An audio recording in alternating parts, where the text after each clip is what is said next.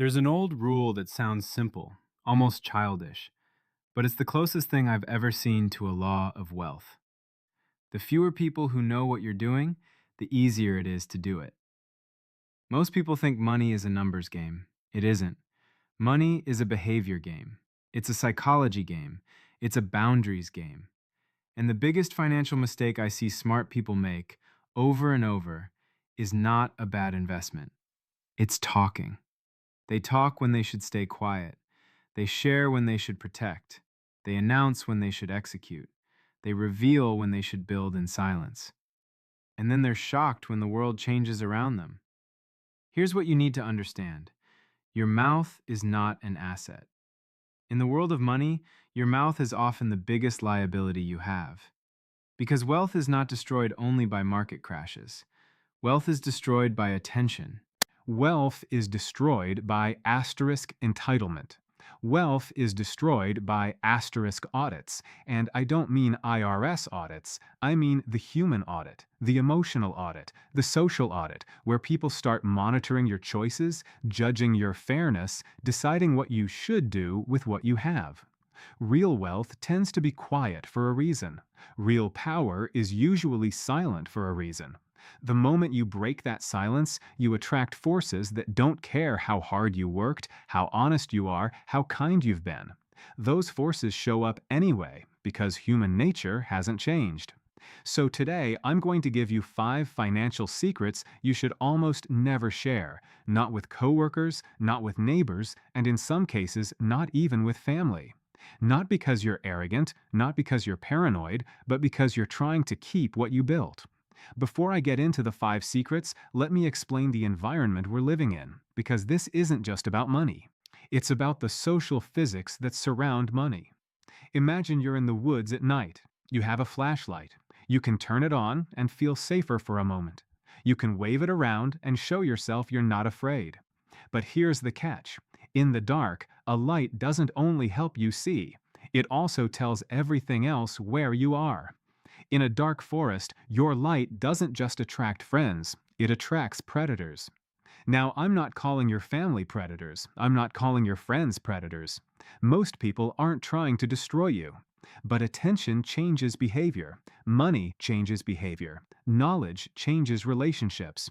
And if you broadcast your wealth, your plans, your strategies, your edge, you don't simply share, you emit a signal. And signals get responses. Some responses are obvious. Can you lend me money? Can you invest in my idea? Can you cover dinner? Can you help with rent? Other responses are quieter, but just as destructive. Jealousy, resentment, passive sabotage, gossip, backhanded advice, strange expectations, people watching your spending like they own your wallet. There's a social phenomenon often described with the bucket metaphor. When one person starts climbing out, others pull them back. Not necessarily because they hate them, but because that climb forces everyone else to confront their own stuckness. That's the part nobody wants to admit. Your success can make people feel smaller, even people you love. Not because you did something wrong, because your progress creates comparison, and comparison creates pain. So when you share too much, you're not only communicating information, you're triggering instincts. You are inviting friction into your life. And friction is expensive. Friction is the hidden tax on wealth. This is why serious investors don't announce positions while building them. They accumulate quietly. They avoid influencing the price against themselves. They avoid attracting copycats. They avoid attracting scrutiny. They understand something most people don't. Secrecy isn't about being sneaky. Secrecy is about preserving your advantage. And your personal life is a portfolio too. So here are the 5 things you should protect. The first secret. Asterisk the exact number. Asterisk. Never, under any circumstances, reveal your true net worth or your real liquidity to anyone who doesn't absolutely need to know. That usually means a narrow list. Your legal spouse in a truly aligned partnership, your accountant or tax professional, your attorney when needed, your financial advisor if you use one, and in some cases a trusted executor for estate planning. Outside that list, giving people your exact number is like handing them a map to your house and telling them where you keep the key. And here's why. The moment people know the number, they stop relating to you as a person. They relate to you as a resource. I call this the walking bank effect. Your identity changes in other people's minds. You're no longer a friend, you're someone with money. You're no longer a cousin, you're the one who could help. And then the auditing begins. If they don't know your number, they interpret your choices as normal. If they know your number, every choice becomes a moral test. You don't pick the expensive restaurant, they call you cheap. You don't buy the expensive gift, they call you selfish. You don't fund the family member's business idea, they call you heartless. You don't lend money, they call you disloyal. You do lend money, but not to someone else, now you're playing favorites. And this is where many relationships break. Not because you changed, but because their expectations changed once they learned what you have. Now add another layer, negotiations. Information is leverage. If a contractor, a salesperson, or even a casual acquaintance knows you just came into money, the price of everything quietly rises. People don't charge you based on cost, they charge you based on what they think you can tolerate. That's not moral, it's human. It's called price discrimination in economics, and it happens everywhere. If people believe you're loaded, they treat you like a higher margin customer. So the smartest thing you can do is learn what I call strategic normal. You don't lie, you don't pretend to be broke, but you remain vague and boring. If someone asks how you're doing financially, you say, "Things are fine. Costs are up for everyone." Doing okay, just trying to stay smart. Most of it's tied up, not much is liquid. You keep it bland, you keep it uninteresting. Your goal is to never trigger the walking bank switch in their head, because once that switch flips, it doesn't flip back. Second secret, your next move. Never announce what you're about to do until it's already done, or at least so far in motion that it can't be stopped. This applies to career changes, business launches, investments, real estate purchases, moving plans, legal strategies, any meaningful life shift. People love telling others their plans because it feels like momentum, but psychologically, it's often the opposite. When you describe your future out loud, your brain can mistake talk for progress. You get a rush of validation. People nod. People say, "Wow, you're going places." And that praise gives you a premature reward.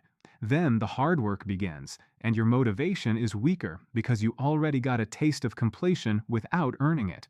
That's one reason. The second reason is sabotage, not always intentional, but real. The moment you share your plan, you invite other people's fear into it. They'll say, "Are you sure now is the time? What if it fails? I heard that industry is dying. Why would you risk stability?" Be realistic. And some of these people think they're helping you, but what they're actually doing is transferring their anxiety into your mind. And when your plan hits friction, and it always will, you will hear their voices. Doubt will grow. You'll stall. You'll delay. You'll weaken. Plans are fragile in the early stage. A plan is like a small flame. It doesn't need wind. It needs protection. So protect it. Move quietly. If you're switching jobs, don't announce it until it's signed. If you're starting a business, don't announce it until it's operating. If you're investing, don't announce it while you're still buying. If you're relocating, don't announce it until the move is locked. Let your results speak. Results are the one thing people can't argue with. Third secret, your edge. Do not give away the specific method, system, or knowledge that makes you money. People misunderstand this and turn it into ego. They want to teach. They want to show they're smart. They want admiration. But in markets and business, the moment an edge becomes common knowledge, it stops being an edge. That's not cynical. That's how competition works. If you discover a way to save money, earn money, arbitrage something, price something, market something, once everyone does it, the profit compresses. That's why strategies decay. That's why the internet is full of "this worked last year, but not anymore." Because it got broadcast, it got copied, it got crowded. And once it's crowded, your advantage disappears. So if you have an edge, protect it like a business protects its trade secrets. This doesn't mean you can't ever help people.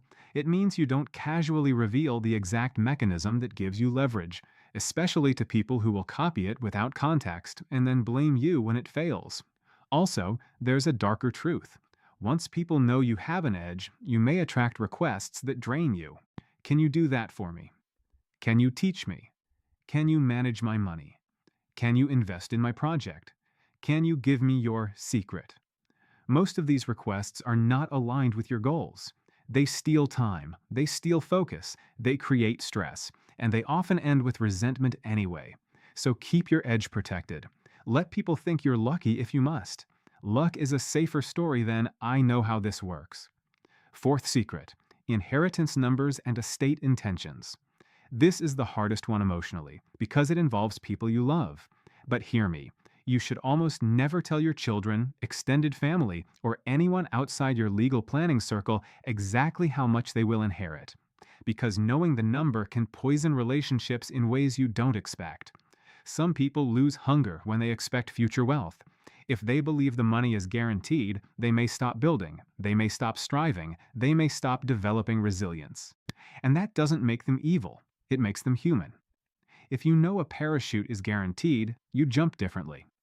But there's another poison: division. If you have multiple heirs, the moment numbers become known, comparisons begin. Even if you plan to split equally, people will still anticipate unfairness.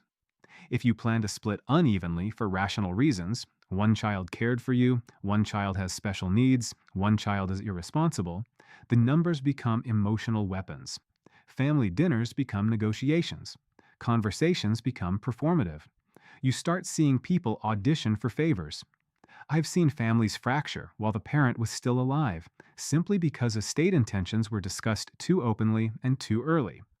So what do you do instead? You communicate principles, not numbers. You tell your children, "I've planned responsibly. You'll be okay. I've arranged things fairly. You don't need to worry." And then you let them build their own lives without the shadow of someday money. If you want to give, give strategically. Help with education, help with a home down payment, help with health needs. Help in ways that build strength, not dependence. But don't publish the final tally, because the goal is not only to leave money, the goal is to leave peace. Fifth secret: your generosity, especially your quiet help. This one is subtle but powerful. Don't broadcast your good deeds. We live in a world where many people treat charity as a performance. They want credit, they want applause, they want to be seen as good. But when you announce your generosity publicly, you create two risks. First, you attract requests. You become the person people come to because you're the helper. And eventually, your generosity becomes an expectation, not a gift. Second, you corrupt your own motive. You start doing good for the outer scorecard, how you look, rather than the inner scorecard, who you are when nobody is watching. Quiet giving protects your spirit and protects your boundaries. It also protects the dignity of the person receiving help. Public charity can shame people. Quiet charity can lift them. So be generous, yes, but be strategic, be private, be disciplined. Now, I want to address something this kind of conversation always triggers. So you're saying don't trust anyone? No, I'm saying trust is earned and trust is rare. And I'm saying that in the domain of money, even decent people can change when they feel insecure, when they feel behind, when they feel entitled, or when they see you as an escape hatch. You are not required to share every truth to be honest. You can be honest and still be private. Privacy is not deception. Privacy is protection. So let's summarize the 5 financial secrets again in one clean list. 1. Never reveal your exact net worth or true liquidity. 2. Never announce your next move until it's already done. 3. Never give away the method that gives you an edge. 4. Never reveal inheritance numbers or estate splits early. 5. Never broadcast your generosity or private acts of help.